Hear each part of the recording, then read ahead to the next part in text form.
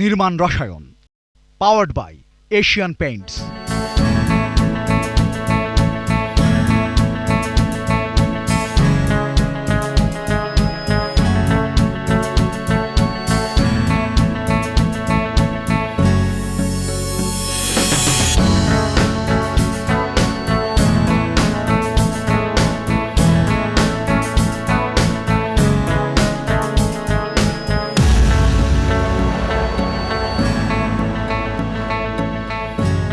প্রিয় দর্শক, স্বাগত জানাচ্ছি নির্মাণ রসায়ন অনুষ্ঠানে পাওয়ার্ড বাই এশিয়ান পেইন্টস। স্থাপত্য নির্মাণ বিষয়ক খুঁটিনাটি বিভিন্ন বিষয় আমরা আমাদের এই অনুষ্ঠানে তুলে ধরি। আজ আমরা কমার্শিয়াল স্পেসের ইন্টেরিয়র ডিজাইন নিয়ে কথা বলবো এবং ক্লায়েন্টরা যখন সাধারণত কোনো কমার্শিয়াল স্পেসে ইন্টেরিয়র ডিজাইন করার চিন্তা করেন তখন মূলত দুটি বিষয় তাদের সামনে এসে দাঁড়ায়। একটা হলো সেই প্রপার্টিটা যদি কোনো রেন্টেড প্রপার্টি হয় সেখানে তারা মিনিমাম ইনভেস্টমেন্টে কীভাবে ম্যাক্সিমাম আউটপুট এনশিওর করবেন এবং ফার্নিচার বা ফিক্সচারগুলোর রিইউজেবিলিটি এনশিওর করা সেখানে জরুরি হয়ে দাঁড়ায়, কারণ তারা যদি তাদের স্পেসটা রিলোকেট করেন সেই ক্ষেত্রে সেই ফার্নিচারগুলো আবার রিইউজ করার প্রয়োজন হয়। এই ধরনের বিষয়গুলো কনসিডারেশন করে কিভাবে একটি স্পেসকে চমৎকারভাবে ফুটিয়ে তোলা যায় সেটি নিয়ে আমরা আজকের অনুষ্ঠানে কথা বলবো।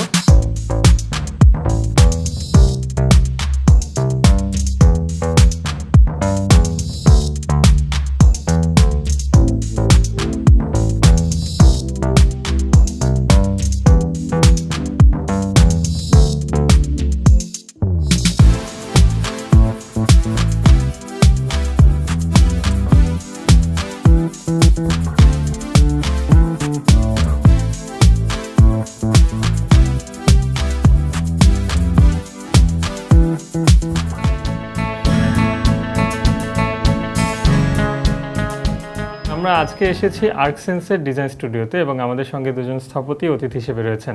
আমাদের সঙ্গে রয়েছেন নাজিউর রহমান এবং লুবাবা সাদিয়া। স্বাগত আপনাদের দুজনকে। আপনারা অতি সম্প্রতি একটি ফ্যাশন হাউস এবং একটি রেস্টুরেন্টের ইন্টেরিয়র ডিজাইন করেছেন।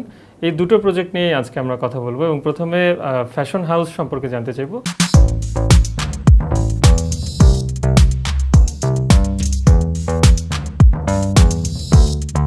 শোরুমটা একটা ইন্টারন্যাশনাল বা গ্লোবাল একটা শোরুম, তো এটার মোটামুটি 160+ আউটলেট পুরো ওয়ার্ল্ডের বিভিন্ন দেশে, যেমন USA, Canada, UK, Australia, New Zealand, এই সব জায়গাগুলোতে আছে। তো বাংলাদেশে এই আউটলেটটা এটাই প্রথম। এটা বেসিক্যালি পাকিস্তানের স্ট্যান্ডার্ডে একটা ডিজাইন প্রপোজাল করা হয়, রেডি করা হয়। সেই ডিজাইনটাকে মাথায় রেখে আমাদের বাংলাদেশের জন্য কনটেক্সচুয়ালাইজ করে আমরা এই ডিজাইনটাকে করে থাকি। এই এক্সিকিউশনের ক্ষেত্রে আমাদের দুটো পয়েন্ট ইম্পর্টেন্ট ছিল। আমরা যে টার্গেটটা নিয়েছিলাম সেটা হচ্ছে যে ফার্নিচার্স যেগুলো থাকে সেগুলো যেন ম্যাক্সিমাম রিউজেবিলিটি থাকে এবং পোর্টেবিলিটি থাকে, যেহেতু এটা একটা রেন্টেড স্পেসের উপরে করা। আর আরেকটা বিষয় আমাদের খেয়াল রাখতে হয়েছিল, সেটা হচ্ছে যে এটা যেন হাই ডিউরেবিলিটি থাকে এবং এটা যেন মানে লো মেনটেনেন্সে আমরা যেন এই ফার্নিচারগুলোকে ইউজ করতে পারি আর কি। আপু, এটার ডিজাইন ডিটেলসে যাওয়ার আগে একটু ইনিশিয়াল স্টেজ নিয়ে কথা বলতে চাই যে আপনারা এখানে যে লেআউটটা প্রথমে প্রপোজ করেছেন সেটার জোনিং এবং অন্যান্য ফার্নিচার অ্যারেঞ্জমেন্টের শুরুটা কিভাবে? এইটার লেআউট যখন করা হয়েছে, এটার ডিজাইন তো আগে থেকেই পাকিস্তান বেস যে কনসাল্টিং ফার্মটা ছিল ওখান থেকে এসেছে। আমরা আসলে এটাকে এই যে এরিয়াতে আমরা করছি সেই এটার এরিয়াটা হচ্ছে 3000 স্কোয়ার ফিট। তো এটার এই এরিয়া অনুযায়ী আমরা আসলে দেখতে পাই যে এন্ট্রিতে একটা ব্ল্যাক টাইলসের রো আছে। সেই টাইলসের রোটাকে আমরা মানে রেফারেন্স লাইন হিসেবে কাজে লাগিয়ে আমরা যখন এন্ট্রি করি, এই এন্ট্রির পরেই একটা রিসেপশন কাউন্টার যেন দেখা যায় এবং এটা যেন একটা ওয়েলকামিং অ্যাপ্রোচ দিচ্ছে। এবং এটার পরেই লেফট সাইডে হচ্ছে মেল জোন এবং রাইট সাইডে হচ্ছে ফিমেল জোন, যে ফিমেল যে প্রোডাক্টগুলো ওখানে থাকবে। আর তারপরে একদম এন্ডে নর্থ সাইডে স্টোরেজ এবং ট্রায়াল রুমগুলো রেখেছি। এই মেল জোন এবং ফিমেল জোনগুলোতেই আমাদের বেসিক্যালি প্রোডাক্টগুলো রাখা হচ্ছে। আর আমি মাঝখানে যে স্পেসটা পাচ্ছি এটা একটা বড় ওয়াইড ব্রিদিং জোন হিসেবে, মানে একটা ওয়েলকামিং স্পেস, মানে ঢুকে একটা বড় জায়গা পাওয়া যাচ্ছে। এইভাবে আমরা বেসিক্যালি একটা 4 ভাগে একটা গ্রসলি ডিভাইড করেছি। যে মাঝখানে একটা ব্ল্যাক টাইলসের রো ছিল, এটা আসলে চেঞ্জ করার কোনো অপশন ছিল না, তো সেটা কিন্তু খুব ডিস্টিংক্ট ভাবে পুরো স্পেসটাকে দুইটা ভাগে ভাগ করে দিল। এটাকে আমরা ডিজাইনের রেফারেন্স লাইন হিসেবে ধরে নিয়েছিলাম। আমরা ইনিশিয়েট করেছিলাম যে এই রেফারেন্স লাইনেই আমরা এই ব্ল্যাক টাইলসটাও থাকবে এবং সাথে পিছনে আমরা যেখানে আমরা রিসেপশন কাউন্টার সেট করেছি একটা, সেই রিসেপশন কাউন্টার পিছনে একটা ব্যাকড্রপ হিসাবে যে পারফিউমগুলো থাকে শোকেসিং করা হয়, সেই পারফিউমের জন্য একটা ডিসপ্লে সেট করেছি, সেটা পুরোটাই ব্ল্যাক। তো এই ব্ল্যাক টাইলস এবং এই ব্ল্যাকের মাঝখানে এই রিসেপশন কাউন্টারটা একটা হোয়াইট যে বুক ম্যাচ মার্বেল দিয়ে আমরা এটাকে হোয়াইট একটা রিসেপশন কাউন্টার দিয়েছি, যেন একটা স্ট্রং কন্ট্রাস্ট ক্রিয়েট করে আর কি। এখানে যে ফার্নিচারগুলো আপনারা প্লেস করেছেন সেই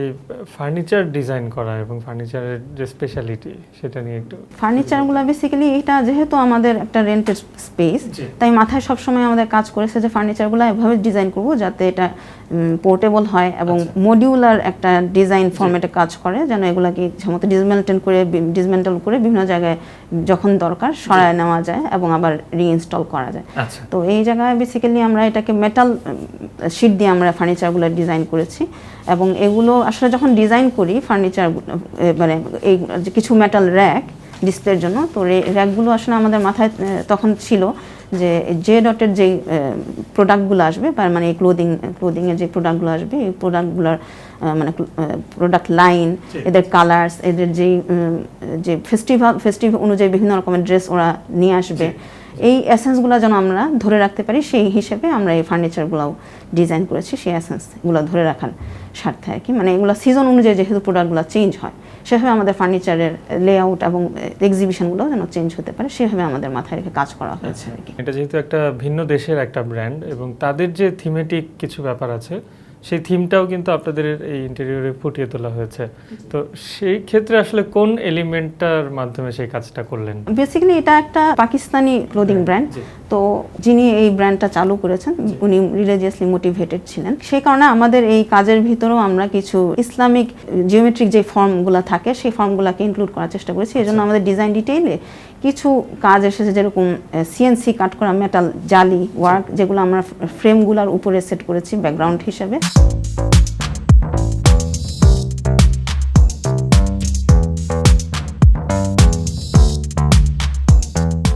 আপু, একটা ইন্টেরিয়র সাইট হ্যান্ডেল করার তো অনেকগুলো চ্যালেঞ্জ থাকে, ক্লায়েন্টেরও বিভিন্ন সময় বিভিন্ন রকমের ফিডব্যাক থাকে, আবার আপনি যাদেরকে নিয়ে কাজ করছেন সাইটে যারা ওয়ার্কার আছে তাদেরকেও সেই ফিডব্যাকটা কনভে করা, তো আপনাদের এই প্রজেক্টে পার্টিকুলারলি কী ধরনের চ্যালেঞ্জ ফেস করতে হয়েছে?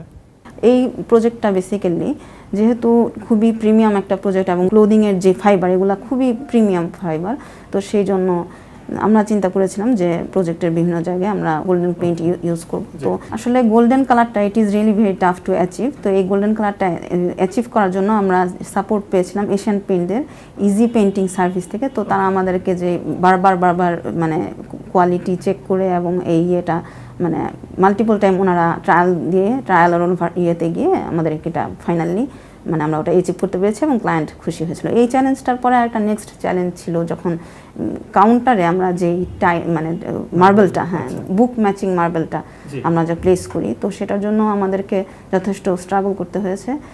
এই প্রসেসটা পুরোটা একটা খুবই ডিফিকাল্ট প্রসেস, প্রায় 9 ফিট বাই 6 ফিট একটা মার্বেলের স্ল্যাব থেকে এই বিভিন্ন টুকরাগুলো কেটে কেটে নেওয়া হয় এবং এটা এই জন্যই ডিফিকাল্ট যে এখানে আসলে যে টলারেন্স লিমিটটা খুবই মিনিমাম রাখতে হয়, কি 2 মিলির মধ্যে রাখতে হয়, এর চেয়ে বেশি আসলে মানে যদি হয়ে যায় এদিক ওদিক তাহলে আমাদের যেটা হবে যে মার্বেলের ফাইবারগুলো ম্যাচ করবে না এবং টোটাল মানে আমাদের টোটালটাই ওয়েস্টেজ হয়ে যাবে।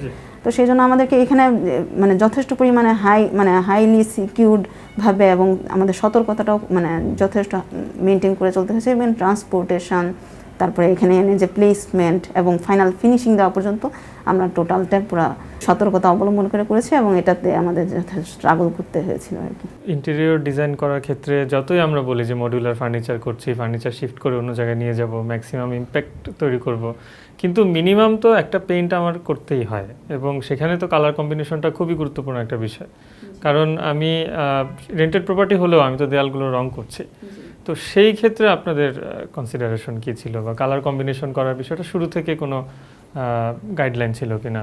ইন্টারন্যাশনাল কোনো গাইডলাইন ওটা আমাদের ছিল না। আমরা এখানে যখন যেই স্পেসটা পেয়েছি সেই স্পেসটাতে আর কি আমরা মিনিমালিস্ট থাকার চেষ্টা করেছি। এর মধ্যে আমরা 3টা পেইন্ট অ্যাপ্লাই করেছি, যেমন আপনি বলতে পারেন আমি যেহেতু ব্ল্যাক টাইলসের কথাটা প্রথমে বলেছিলাম, এই ব্ল্যাক এবং সাথে মার্বেলের সাথে ম্যাচ করে হোয়াইট আর গোল্ডেনটা তো আমি বললামই যেহেতু একটা প্রিমিয়াম লুক আনার চেষ্টা ছিল এই জন্য এই গোল্ডেন, এই 3টা কালারের কম্বিনেশনে আমরা টোটাল প্রজেক্টটা করার চেষ্টা করেছিলাম। প্রজেক্টের সবগুলো ওয়ালই আমরা গোল্ডেন দিয়েছি, তবে একটা জায়গায় গিয়ে আমরা যেখানে ট্রায়াল সেকশন আছে সেই ট্রায়াল সেকশনে যে ওপেন ট্রায়াল সেই জায়গাটা আমরা পুরাটা ব্যাকগ্রাউন্ডই ব্ল্যাক করেছি এবং যেটা এনক্লোজড ট্রায়াল রুমগুলা সেই রুমগুলাকে আমরা হোয়াইট কালার দিয়েছি, যাতে আমরা যারা মানে কাস্টমার যখন এসে ড্রেস ট্রায়াল দিবেন তারা যেন ড্রেসের যে লুকটা সেটা একটা Actual ডার্ক colourটা ব্যাকগ্রাউন্ডে, যাতে বোঝা হ্যাঁ যায়। ডার্ক ব্যাকগ্রাউন্ডেও পায় এবং একইভাবে ব্রাইট ব্যাকগ্রাউন্ডেও যেন এটা দেখতে পারে। ট্রায়াল রুমে ঢুকবে তখন ব্রাইট ব্যাকগ্রাউন্ডে থাকবে, আর এই ওপেন জায়গায় এটা ডার্ক ব্যাকগ্রাউন্ডে ঢুকেও যেন মানে বোথ যে আউটলুকটা ওটা যেন চেক করে নিতে পারে, এই জন্য আমরা এই কাজগুলো করেছি। সাধারণত অনেকেই ভাবে যে প্রচুর কালার বা প্রচুর ম্যাটেরিয়াল ইউজ করলে হয়তো খুব সুন্দর কিছু হয়, আসলে তা না।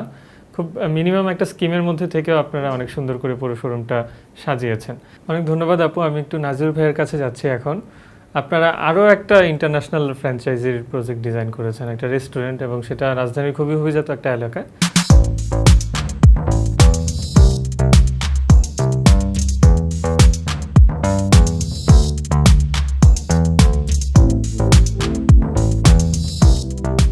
সেই এলাকায় একটা রেস্টুরেন্ট করার ক্ষেত্রে কি কি কনসিডারেশন ছিল প্রথম থেকে, এবং সেই রেস্টুরেন্টটার যে কনসেপ্ট বা থিমেটিক যে ডিজাইন, সেই গল্পটা একটু জানতে চাই। ধন্যবাদ। আমাদের এই প্রজেক্টের নাম ফিশেনকো, যেটি গুলশানে অবস্থিত।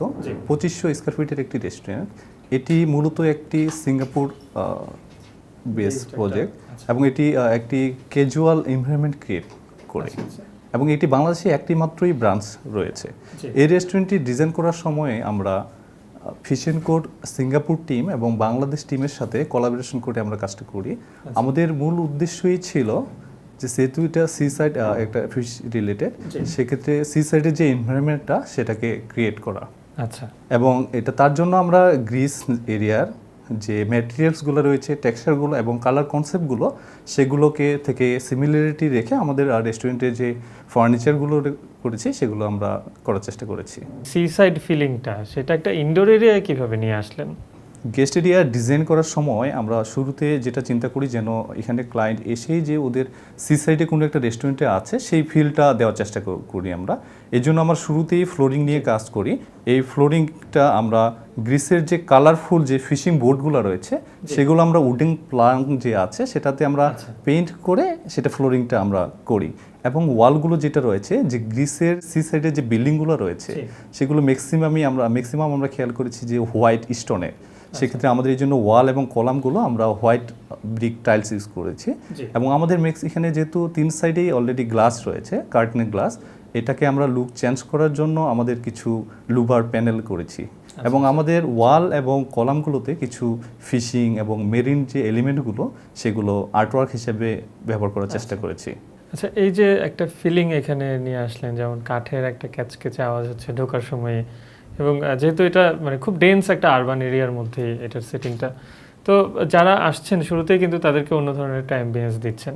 তো এই যে রাস্টিক ম্যাটেরিয়াল নিয়ে আসলেন, তারপরে আবার এখানে ভেতরে ফ্লোরিংয়ে চেঞ্জ করলেন, এগুলো ইমপ্লিমেন্ট করার ক্ষেত্রে নিশ্চয়ই চ্যালেঞ্জ ছিল।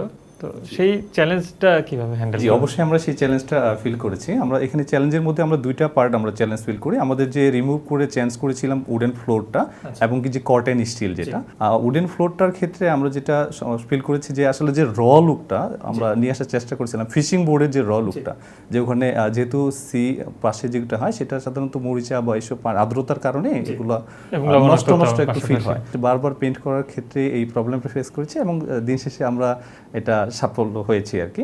এবং কর্টেন স্টিলের ক্ষেত্রে আমরা এটা স্টিলকে আমাদের কেমিক্যাল দিয়ে সেটাকে রাস্ট করেছি, দেন আমরা কি ছোট ছোট অংশ করে এটা আমরা পেইন্ট করেছি। এবং কি বিভিন্ন শেডের পেইন্টগুলো আমাদের বিভিন্ন কালার শেড ছিল। যেহেতু আমাদের একটা জেলিফিশের একটা আর্টওয়ার্ক ছিল, সেটা আমরা হাইলি ইউভি প্রিন্ট করেছি এবং ছোট ছোট প্রিন্ট করে দেন আমরা এটা দেওয়ালটাকে আমরা ডেকোরেশন কমপ্লিট করেছি। কোনো ম্যাটেরিয়াল খুব স্মুথ রাখার কোনো চেষ্টা আপনারা করেন না, একটা রাস্টি একটা ফিল এবং খুব র টেক্সচার নিয়ে আসা। লাইটিংটা কিভাবে করলেন? লাইটিং যেটা আমাদের ম্যাক্সিমাম, যেহেতু আমরা এটা চেয়েছিলাম যে ক্যাজুয়াল খুঁজি যে একটা এনভায়রনমেন্ট সেটা যেন পায়, এবং সাথে আমরা যেহেতু যে এরিয়া, হ্যাঁ, যে থিমটা নেওয়ার চেষ্টা করেছি। এই জন্য স্পাইডার যে লাইটগুলো আমরা মেনলি যে কমন স্পেসটাতে রয়েছে যে গেস্ট স্পেসটা, সেটাতে আমরা স্পাইডার লাইটিং করে যেটা ফিলামেন্ট একটা লাইট রয়েছে এবং স্পাইডারের ফর্মুলেশনের মাধ্যমে আমরা সেটা দেওয়ার চেষ্টা করেছি। আর্কসেন্স এবং আপনাদের দুজনকে অসংখ্য ধন্যবাদ। আপনারা চমৎকার দুটো ইন্টেরিয়র ডিজাইন প্রজেক্ট আমাদের সামনে উপস্থাপন করেছেন, এবং নিশ্চয়ই দর্শক যারা আমাদের সঙ্গে এতক্ষণ ছিলেন তারাও এর মাধ্যমে উপকৃত হবেন। প্রিয় দর্শক, এই ছিল আমাদের মূল আলোচনা। নিচ্ছি ছোট একটা বিরতি, সঙ্গে থাকুন।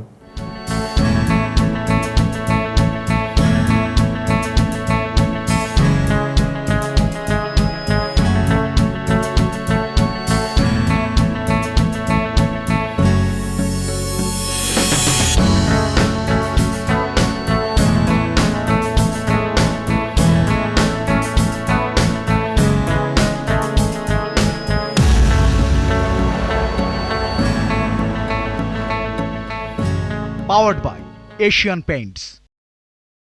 প্রিয় দর্শক, বিরতির পর নির্মাণ রসায়ন অনুষ্ঠানে আরও একবার স্বাগত জানাচ্ছি। এবারে থাকছে এক্সপার্ট টাইম।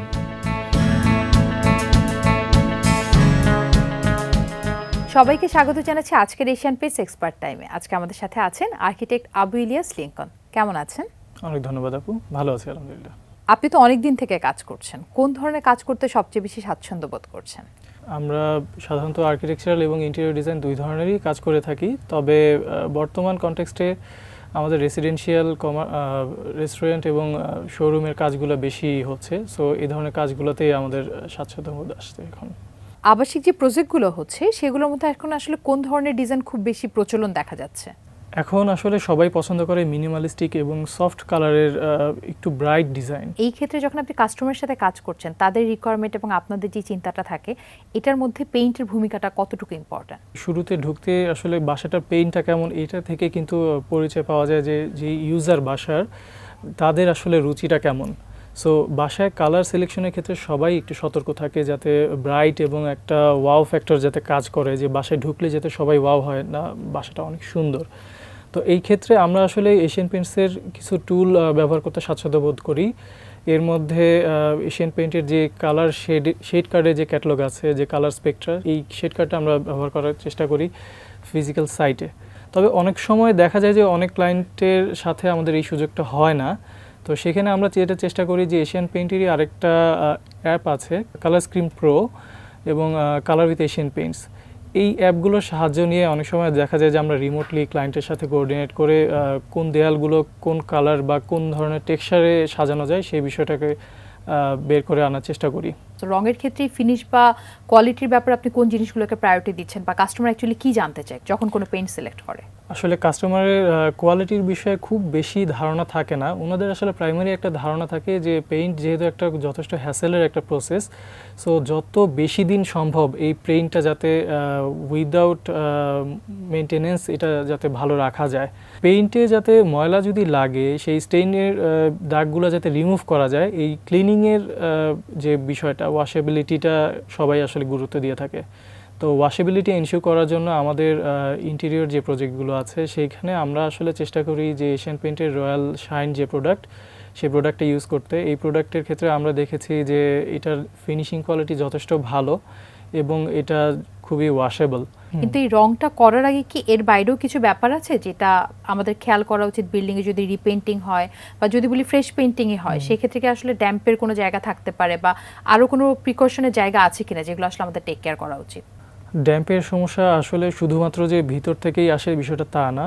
সাধারণত আমরা যেটা জানি যে ওয়াশরুম বা কিচেনের পাশে যে দেয়ালগুলোতে প্লাম্বিংয়ের সলিউশন থাকে, সেই দেয়ালগুলো থেকেই কিন্তু ড্যাম্পের প্রাইমারি সোর্স হিসেবে গণ্য করা হয়। প্লাস্টারে যদি গ্যাপ থাকে তবে সেখান দিয়েও কিন্তু পানি লিকেজ হয়ে ভিতরের দেয়ালগুলোকে নষ্ট করতে পারে। এবং যদি টাইলসের যে পুটিং বা গ্রাউটিংয়ের যে বিষয়টা সেটা যদি প্রপারলি না করা হয়, সেখান দিয়েও কিন্তু পানি আসলে ছুঁয়ে ছুঁয়ে দেয়ালের যে রঙের সেটা ক্ষতি করে। এই ক্ষেত্রে আমরা আসলে ক্লায়েন্টদেরকে সাজেস্ট করি যে যদি সুযোগ থাকে যে প্লাস্টারের আগেই এই ড্যামব্লক 2কে এই ধরনের ম্যাটেরিয়ালগুলো অ্যাপ্লাই করে নিতে। প্লাস্টার করার আগে যদি এটা করা হয় তাহলে এটা প্রপার একটা সলিউশন পাওয়া যায়। প্রত্যেকটা স্টেপই খুব টেকনিক্যাল এবং প্রত্যেকটাতে আসলে এক্সট্রা কেয়ারের দরকার আছে। সো এই প্রত্যেকটা প্রসেস দিয়ে যাওয়াটা হয়তো একটা ক্লায়েন্টের জন্য অনেক বেশি রিস্কিও হতে পারে, অ্যাজ ওয়েল অ্যাজ অনেক বেশি চ্যালেঞ্জিংও হতে পারে। সো এই ক্ষেত্রে কোনো সার্ভিস প্রোভাইডার কি আছে বা কোনো ধরনের সহজ সলিউশন কি তাদের জন্য আছে যেটা তাদের এই রং করার প্রসেসটাকে ইজি করে দিবে তাদের জন্য? রঙের যেই কনজাম্পশন এটা কখনো ট্র্যাক করা সম্ভব না, এবং যে কোয়ালিটি, কাঙ্ক্ষিত যে কোয়ালিটি বা দেয়ালের যে ফিনিশিংটা আসার কথা, এটার প্রসেস ঠিকমতো না জানার কারণে কিন্তু আসলে খরচ ঠিকই হয় কিন্তু কাঙ্ক্ষিত যে রেজাল্ট সেটা কিন্তু আর পাওয়া যায় না। এই জন্য আমরা আসলে এখন যেটা সাজেস্ট করছি আমাদের ক্লায়েন্টের জন্য বা আমরা নিজেরাও যেটা আসলে যেই সার্ভিসটা নিচ্ছি সেটা হচ্ছে এশিয়ান পেইন্টের সেফ পেইন্টিং সার্ভিস।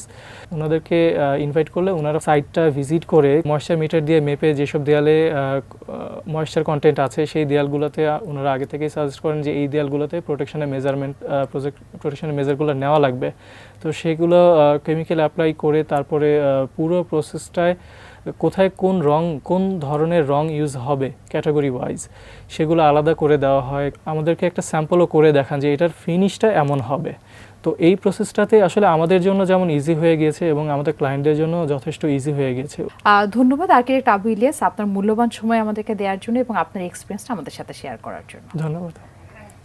দর্শক, আজকে আমরা অনেক ডিটেল একটা ডিসকাশন করলাম আর্কিটেক্ট আবু ইলিয়াস লিংকনের সাথে, এবং সেখান থেকে আসলে অ্যাজ অ্যান এক্সপার্ট উনি আমাদেরকে জানালেন ড্যাম্পের সলিউশন এবং পেইন্টের জন্য কোন কোন বেস্ট সলিউশনগুলো আমাদের কাছে আছে। নিজের বাসাকে মনের মতো রাঙাতে এশিয়ান পেইন্টসের সেফএসি painting can be one of the best solution. এই ছিল আমাদের আজকের অনুষ্ঠান। আপনার যদি কোনো প্রশ্ন, মতামত বা পরামর্শ থেকে থাকে জানাতে পারেন ইমেলের মাধ্যমে। পাশাপাশি আপনার নিজের কোনো প্রকল্পের জন্য যদি কোনো স্থপতির পরামর্শ প্রয়োজন হয়ে থাকে সেটিও ইমেলের মাধ্যমে আমাদের কাছে লিখতে পারেন। ভালো থাকুন, সুস্থ থাকুন, এটি নিউজের সঙ্গে থাকুন। শুভরাত্রি।